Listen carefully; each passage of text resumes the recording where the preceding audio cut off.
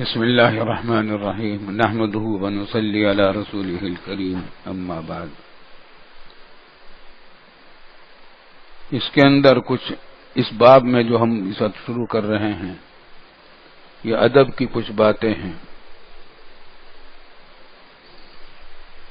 ادب کی، آداب زندگی کی، معاشرت کی، رہن سہن کے طور طریقے، لوگوں سے ملنا جلنا۔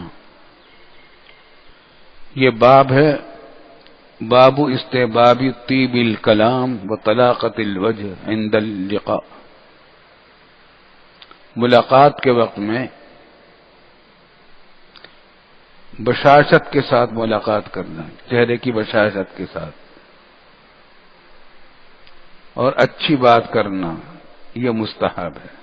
جب کسی سے ملیں تو چہرے پر بشاشت ہو، یعنی محسوس ہو دیکھنے والے کو جس سے آپ ملے ہیں کہ اس کو مجھ سے مل کر خوشی ہوئی ہے، تبسم ہو، اور تبسم نہیں ہے تو چہرے پر خوشی کے آثار ہوں۔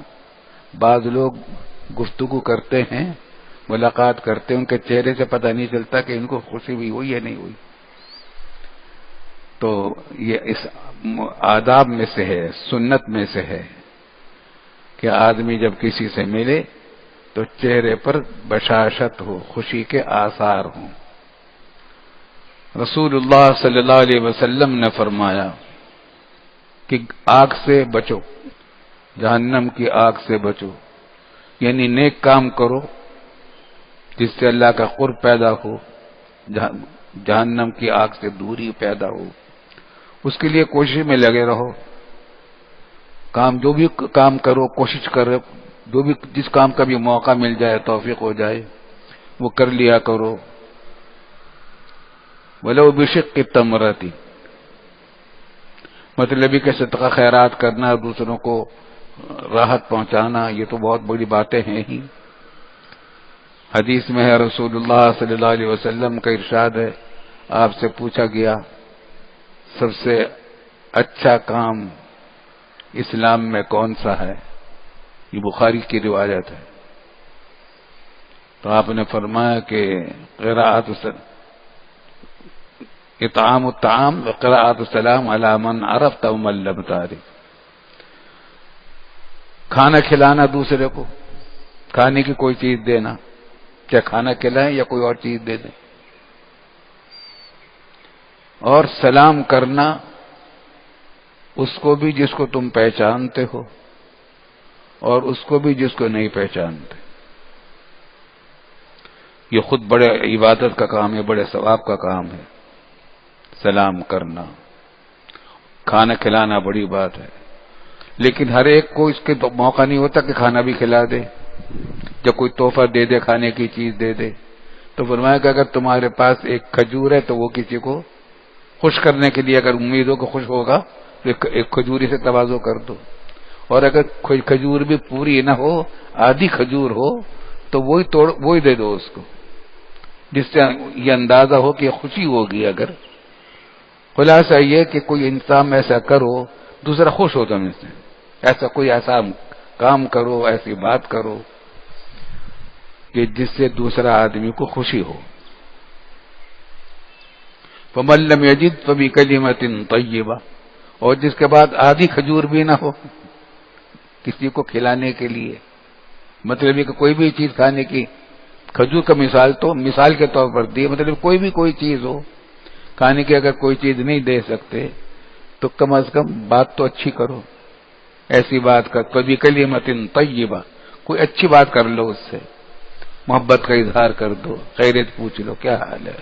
اور حضرت ابو ہریرہ رضی اللہ تعالی عنہ کی روایت ہے کہ فرمایا رسول اللہ صلی اللہ علیہ وسلم نے کہ الکلمۃ الطیبۃ صدقہ، اچھا جملہ بول دینا کسی کے ساتھ، اچھا کلمہ کہہ دینا کسی کے سامنے جس سے اس کو فائدہ پہنچے یا خوشی ہو، یہ بھی ایک صدقہ ہے، صدقے کا ثواب اسے بھی ملتا ہے۔ اللہ تعالیٰ چھوٹی سے چھوٹی نعمت پر، چھوٹے سے کام پر نوازتے ہیں دوسروں کو۔ اور فرمایا رسول ابو ذر غفاری رضی اللہ تعالیٰ عنہ فرماتے ہیں کہ فرمایا رسول اللہ صلی اللہ علیہ وسلم نے مجھ سے فرمایا تھا کہ تم نیک کام میں سے کسی کو بھی حقیر سمجھ کر نہ چھوڑو. جو بھی کوئی نیک کام ہے تو یہ سمجھ کر نہ چھوڑو کہ میں اس کا تو ثواب بھی تھوڑا ہے، چھوڑو اس کو. نہیں، چھوٹے سے چھوٹا کام بھی اگر ہو وہ کر لیا کرو. وَلَوْ أَن تَلْقَىٰ أَخَاكَ بِوَجْهٍ طَلِقٍ، اگرچہ اتنی بات اور کچھ نہیں کر سکتے تو اپنے بھائی سے، کسی مسلمان بھائی سے ملاقات کرو تو خندہ پیشانی سے ملاقات کر لو، بشاشت کے ساتھ بولا. یہ بھی ایک قسم کا صدقہ ہے، یہ بھی ایک نیکی ہے. اس سلسلے میں بڑے آداب کی باتیں ہیں. جب آداب نہیں ہوتے، اس کا مقصود تو حاصل کیا؟ دوسرے کو راحت پہنچے، دوسرے کو خوشی ہو. اچھا، بعض لوگ سلام نہیں کرتے، جواب نہیں دیتے، مصافحہ کرتے، مصافحہ بازی اس کو کرتے. ہمارے مدرسوں کے لوگوں میں، طلبہ میں اور تبلیغی جماعت کے حضرات میں یہ بہت زیادہ ہوتا ہے. وہ سمجھتے کہ مصافحہ کر لو سب کچھ ہو گیا. بعض اوقات نہ سلام کرتے، نہ سلام کا جواب دیتے ہیں. حالانکہ سلام کرنا سنت مؤکدہ ہے اور حکم ہے حضور صلی اللہ علیہ وسلم کا افشوا السلام بینکم، آپ اس میں سلام کو پھیلاؤ. یہاں تک کہ تعلیم ہے کہ دو آدمی اگر ساتھ جا رہے ہیں، بیچ میں درخت آ گیا، کوئی آ گئی، پھر دوبارہ ملے تو دوبارہ ملے پھر کہ السلام علیکم، اور سلام کا جواب دینا واجب ہے. اب کیا کرتے ہیں لوگ؟ نہ سلام کرتے ہیں بعض لوگ، نہ جواب دیتے ہیں، مصافحہ کرتے ہیں. میں اس کو مصافحہ بازی کہتا ہوں. اس میں بعض اوقات تکلیف بھی پہنچاتے ہیں دوسروں کو. اچھا، بعض لوگ تو مصافحہ کر کے پھر چھوڑتے ہی نہیں. خیریت ہے، الحمدللہ خیریت، ابا سب گھر میں خیریت ہے، بچے خیریت ہیں، بال بچے خیریت ہیں. اتنی لمبی خیریت پوچھتے ہیں اس کو کہ خیریت خراب ہو جاتی ہے آدمی کی. تو آداب نہیں جانتے. حضرت صلی اللہ علیہ وسلم اتنا لحاظ کرتے تھے کہ جب کوئی سلام مصافحہ کرے تو آپ خود نہیں چھڑاتے تھے ہاتھ اس سے جب تک وہ خود نہ چھوڑ دے. لیکن اگر ہم جیسے لوگ ہاتھ پکڑ کے چھوڑے ہی نہیں تو آخر چھڑانا پڑے گا. تو آداب میں خلاصہ یہ ہے کہ کام وہ کرو جس سے بھی ملو، جس سے اس کو خوشی ہو، راحت ملے، فائدہ ہو جائے. کوئی کلمہ نصیحت کی کوئی بات کہہ دو، نصیحت کی بات بھی اس انداز میں کہو جس سے اس کو واقعی نصیحت مل جائے اور اس کی نرمی سے بات کی جائے، محبت سے بات کی جائے.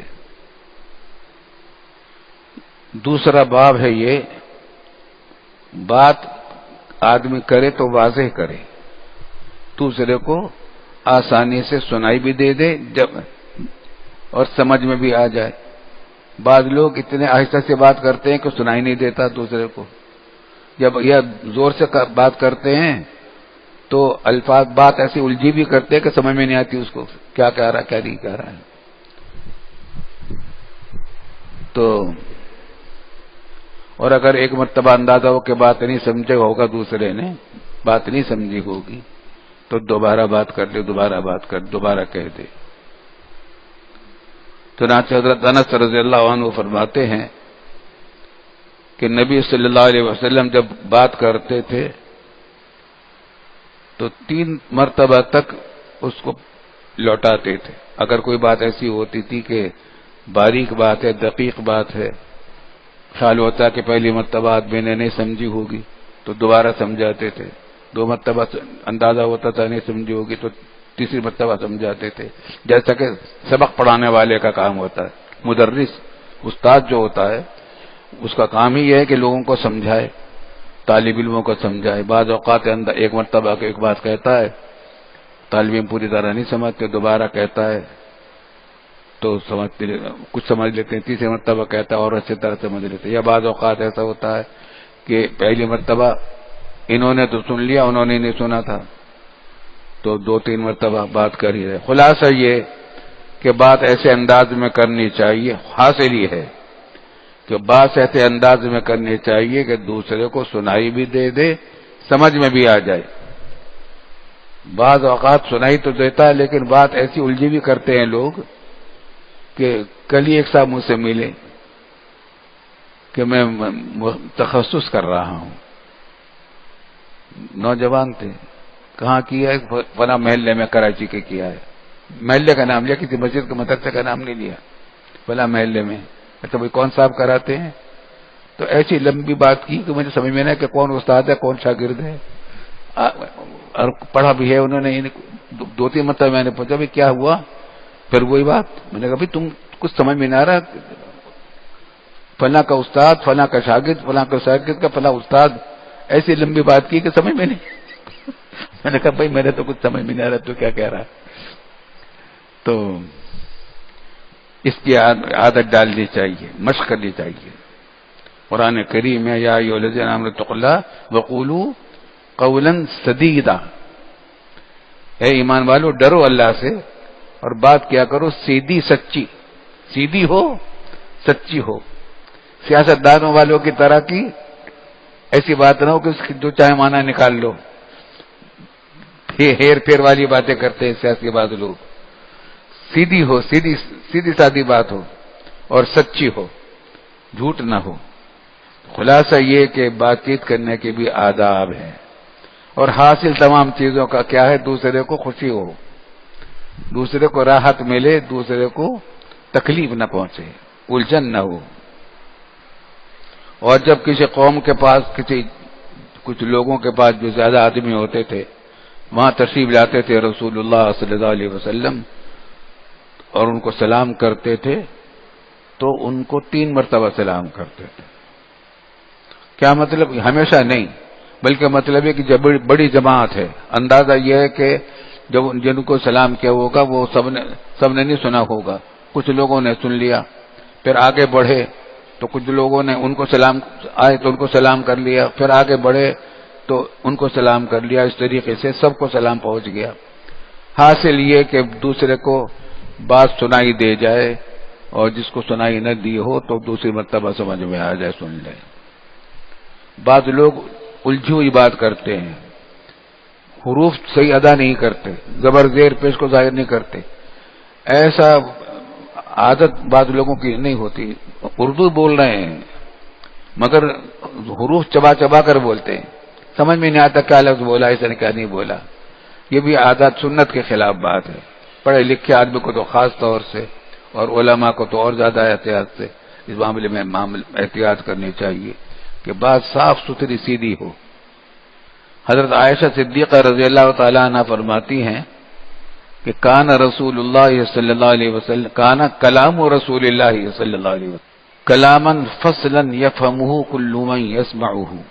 حضرت صلی اللہ علیہ وسلم کا کلام کھلا ہوا تھا, فصلا پیچیدہ نہیں ہوتا تھا.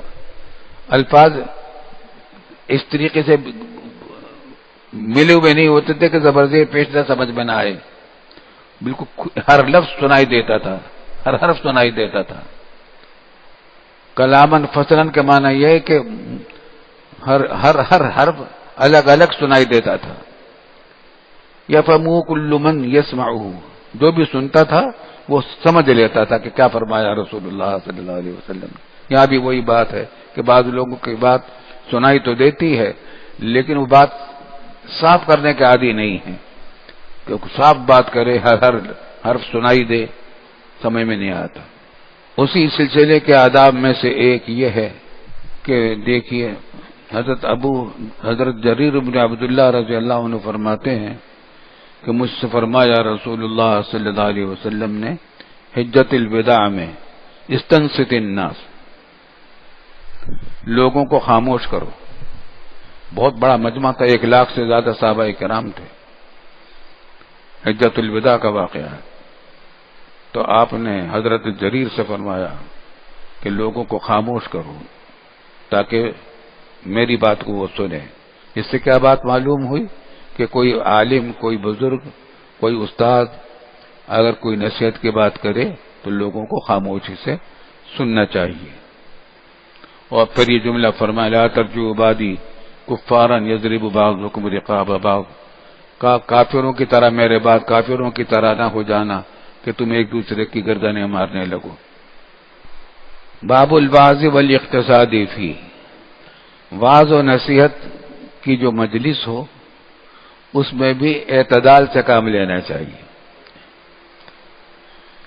نہ بہت مختصر نہ بہت لمبی، نہ اتنی مختصر کہ بیکار بات ہی سمجھ میں نہ آئی، بات ہی پوری نہ ہو، نہ اتنے لمبی کہ لوگ اکتا جائیں تھک جائیں۔ ابو وائل فرماتے ہیں اپنے استاد ابن مسعود کے بارے میں، حضرت ابن مسعود رضی اللہ تعالیٰ عنہ کے بارے میں، کہ وہ ہمیں وعظ و نصیحت کیا کرتے تھے ہر جمعرات کو، مجلس ہوتی تھی ان کی اور اس میں نصیحت واز کیا کرتے تھے ہر جمعرات کو۔ فقال له رجل یا ابا عبد الرحمن لوددت انک ذکرتنا کل یوم، میری تو خواہش یہ ہے کہ آپ روزانہ واز کیا کریں۔ فقال اما انه يمنعني من ذلك انی اکرہ ان امل لکم، تو ابن مسعود رضی اللہ تعالیٰ عنہ نے فرمایا کہ اس بات سے مجھے روکتی ہے یہ بات روزانہ واز و نصیحت کرنے سے، کہ مجھے یہ بات پسند نہیں ہے کہ میں تم کو تھکا دوں، تمہارا دل اکتانے لگے۔ اور وانی اتحولکم بالموعظہ، میں موقع محل کو دیکھ کر بات کرتا ہوں، جب سننے والوں کو نشاط ہو، اطمینان سے وہ سن سکیں، تو اس انداز کو دیکھ کر بات کرتا ہوں۔ کما کان رسول اللہ صلی اللہ علیہ وسلم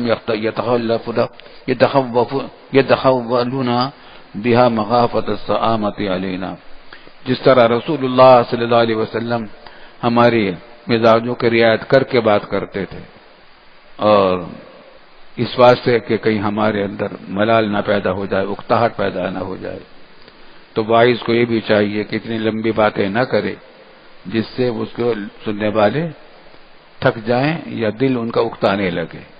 آپ نے فرمایا رسول اللہ صلی اللہ علیہ وسلم نے کہ آدمی کی نماز لمبی ہونا اور خطبہ مختصر کرنا یہ علامت ہے اس کے سمجھدار ہونے کی۔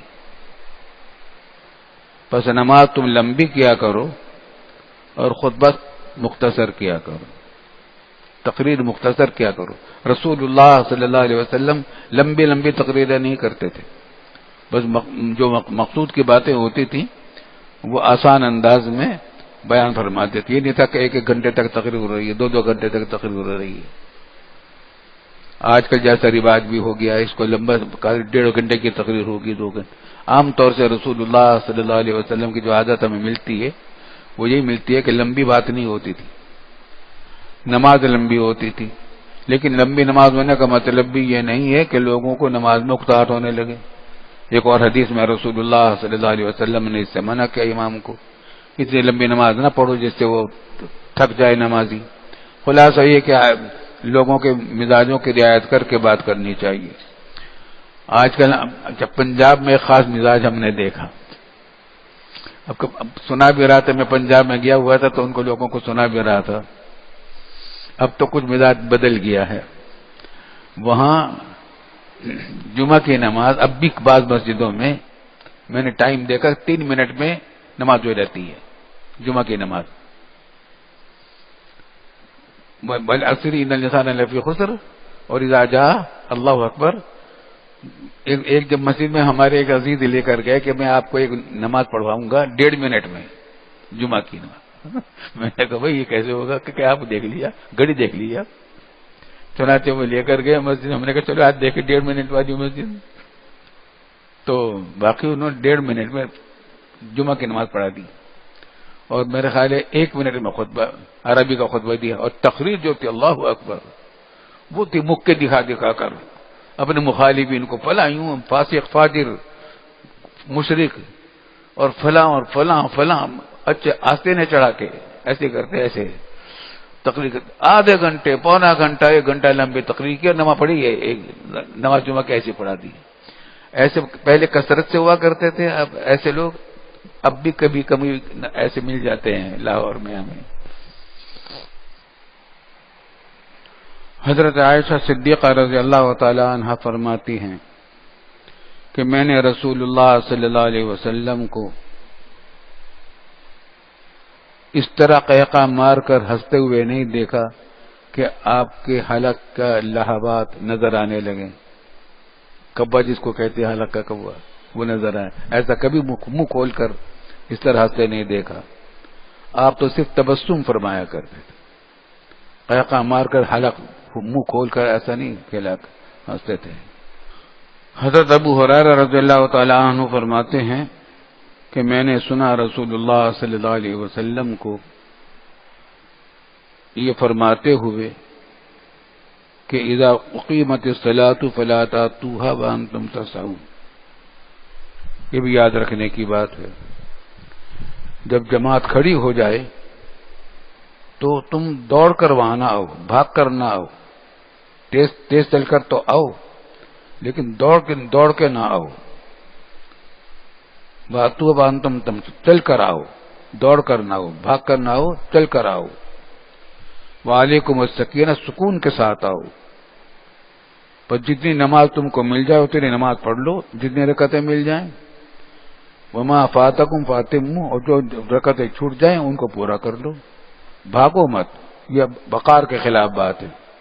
بعض اوقات میں نے دیکھا ایک صاحب تو وضو کرنے کے بعد پاؤں گیلے ہوتے ہیں، فرش بعض اوقات چکنا ہوتا ہے، وہ گر بھی پڑے اسی میں، گر بھی جاتے ہیں. خلاصہ یہ کہ گرے یا نہ گرے لیکن بھاگ کر آنا وقار کے اور ادب کے خلاف ہے. مسجد کا بھی ادب کے خلاف ہے، نماز کے بھی ادب کے خلاف ہے. اور وجہ اس کی بیان فرمائی رسول اللہ صلی اللہ علیہ وسلم نے کہ جب تم میں سے کوئی آدمی نماز کی طرف ارادہ کر کے چلتا ہے تو اس کے اوپر نماز کے احکام شروع ہو جاتے ہیں. یعنی یہ نماز کا ایک حکم یہ بھی ہے کہ وہ بھاگے نہیں. یہ بھی خاص بات یاد رکھنے کی ہے. حضرت ابن عباس رضی اللہ عنہما فرماتے ہیں کہ رسول اللہ صلی اللہ علیہ وسلم کے ساتھ ابن عباس خود ہی روانہ ہوئے یوم عرفہ میں، میدان عرفات میں. میدان عرفات سے چلے. ہجوم تھا زبردست، 1,00,000 سے زیادہ صحابہ کرام. تو نبی صلی اللہ علیہ وسلم نے اپنے پیچھے آوازیں سنی، زجرن شدیدن، جانوروں کو ہانکنے کی.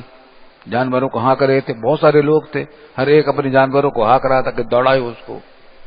بضربن وصوتا للابل، اور کوئی مار رہا تھا اپنے اونٹوں کو، اور کوئی آوازیں دے رہا تھا اونٹوں کو. خلاصہ ایک شور تھا، ایک برپا تھا. ہر ایک جلدی چلنا چاہ رہا تھا، دوڑنا چاہ رہا تھا کہ جلدی چلے مزدلفے کی طرف. تو آپ صلی اللہ علیہ وسلم نے اپنے کوڑے سے اشارہ کیا ان کی طرف اور فرمایا کہ ایھا الناس علیکم بالسکینہ، اپنے اوپر سکون کو اختیار کر لو، اطمینان کو اختیار کر لو، اعتدال کو اختیار کر لو. فإن البر لیس بالابزاع، اس لیے کہ نیکی اسراع میں نہیں. ابزاع کا معنی اسراع، تیز رفتاری میں نہیں. تیز رفتاری میں نیکی نہیں ہے. تم جو دوڑنے کی کوشش کر رہے ہو، آگے جانوروں کو بھگانے کی کوشش کر رہے ہو، اس میں نیکی نہیں ہے. یہ اونٹوں کا قصہ تھا. آج کل ٹریفک کے معاملات ہیں. بعض لوگ جگہوں پر ہارن اتنا دیتے ہیں کہ کان پڑی آواز ہی نہیں سنائی دیتی. اگلی گاڑیوں کو ہٹانے کے لیے ہارن دیتے ہیں. ہمارے پاکستان میں تو کچھ آدابی لوگوں کو نہیں رہتے. انگلینڈ وغیرہ میں تو جرم ہو جاتا. بعض اوقات اس کو چالان کر دیتے پولیس والے، ہارن کو بجا رہے ہو تو. بعض اوقات گاڑی والا آگے چلنے والا گاڑی روک کر پیچھے اتر کے پوچھتا ہے کہ تم نے ہارن کو دیا مجھے ہٹانے کے لیے؟ میں صحیح چل رہا تھا، تم نے کیوں ہارن دیا؟ ہارن میں کوئی آدمی اس وقت دیتا ہے کسی کوئی آدمی غلطی کر رہا ہے ٹریفک میں تو اس کو ہٹانے کے لیے کہ تم ٹھیک کرو، ہلکا سا ہارن دے دیتا ہے. اور ہمارے یہاں تو بھائی طوفان برپا ہوتا ہے ہارنوں کا، چھوٹے بڑے ہارن. بالکل یہ بالکل اسی کی مثال ہے. رسول اللہ صلی اللہ علیہ وسلم نے منع فرمایا اور فرمایا کہ اطمینان سے کرو کام، سکینہ اطمینان سے کرو. اور دوڑنے میں اور جلدی کرنے میں، تیز رفتاری میں نیکی نہیں ہے. اور موٹر سائیکل والے تو آج کل زگزیگ بناتے ہوئے بھاگتے ہیں. نئے نئے موٹر سائیکل جب خریدتے ہیں تو ان کو دوڑانے میں زیادہ مزہ آتا ہے. یہ سب سنت کے خلاف باتیں ہیں. آداب ٹریفک کے خوب سمجھ لیجیے، ٹریفک کے جو قوانین ہیں ان کی پابندی بھی شریعت کی روح سے واجب ہے، ضروری ہے. کیونکہ حدیث میں آتے کہ المسلم من سلم المسلمون من لسانه ویدہ، مسلمان وہ ہوتا ہے جس کی زبان سے اور ہاتھ سے دوسروں کو تکلیف نہ پہنچے. اور ٹریفک کے جو قوانین ہوتے ہیں ان کے خلاف ورزی سے لوگوں کو تکلیف پہنچتی. جہاں کہیں لکھا ہے نو پارکنگ، گاڑی اگر کھڑی کریں گے اس سے دوسروں کو تکلیف پہنچے گی.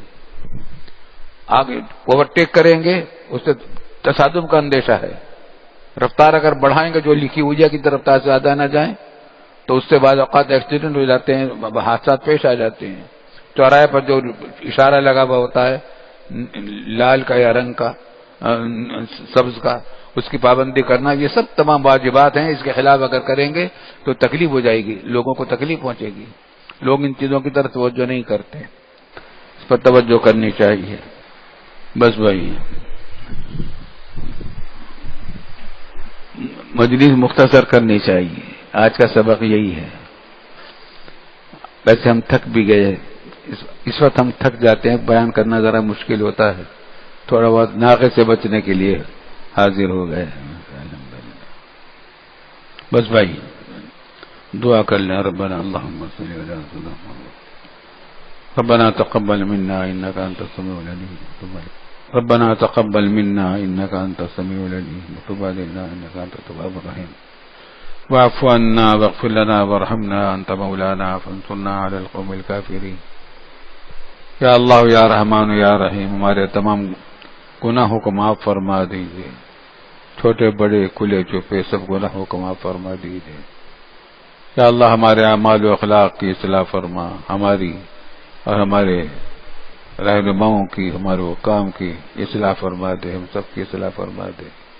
یا اللہ ہمارے وطن عزیز پاکستان کی حفاظت فرما. یا اللہ یہ امن و امان قائم فرما دے. ہمارے سارے بیماروں کو شفائے کامل عاجل مستمر عطا فرما دیجیے. تمام بے روزگار بھائیوں کے روزگار کو، ان سب کو روزگار حلال، وسعتوں والا، فراخی والا، برکتوں والا عطا فرما دیجیے. یا اللہ ہمارے تمام مقروض بھائیوں کے قرضے اور بہنوں کے قرضے آسانی سے عزت کے ساتھ جلدی ادا کروا دیجیے. بفضلک وکرمک یا ارحم الراحمین. یا اللہ ہم سے جتنے دعا کے لیے کہا یا لکھا ہے ان کے تمام جائز مرادیں اور حاجتیں اپنے فضل و کرم سے پوری فرما دیجیے. یا اللہ شام کے مسلمانوں کی مدد فرما. یا اللہ شام کے مسلمانوں کی مدد فرما. یا اللہ شام کے مسلمانوں کو ظلم سے نجات عطا فرما دے. یا اللہ قندوز کے مسلمانوں کو جو نقصانات پہنچے ہیں یا اللہ ان کی تلافی فرما دیجیے. یا اللہ جن لوگوں نے نقصان پہنچایا ہے، معصوم بچوں کو مارا ہے، طلبہ کو مارا ہے، یا اللہ ان کے شر سے ہماری حفاظت فرما، افغانستان کی حفاظت فرما. یا اللہ یا رحمان یا رحیم ان بچوں کے والدین کو صبر جمیل عطا فرما اور بچوں کو درجات بلند فرما. اس مدرسے کی حفاظت فرما جس مدرسے پر واقعہ پیش آیا. یا اللہ روہنگیا مسلمانوں کی مدد فرما. یا اللہ یا رحمان یا رحیم مقبوضہ کشمیر کے مسلمانوں کی مدد فرما اور ان کو آزادی عطا فرما دے. یا اللہ عراق میں مسلمانوں پر بہت ظلم ہو رہا ہے، کچھ مسلمانوں پر، یا اللہ ان کو ہر قسم کے ظلم اور فساد سے نجات عطا فرما دیجیے. بفضلک وکرمک یا ارحم الراحمین. اللهم صل على سيدنا مولانا محمد وبارك وسلم علیہ وسلم.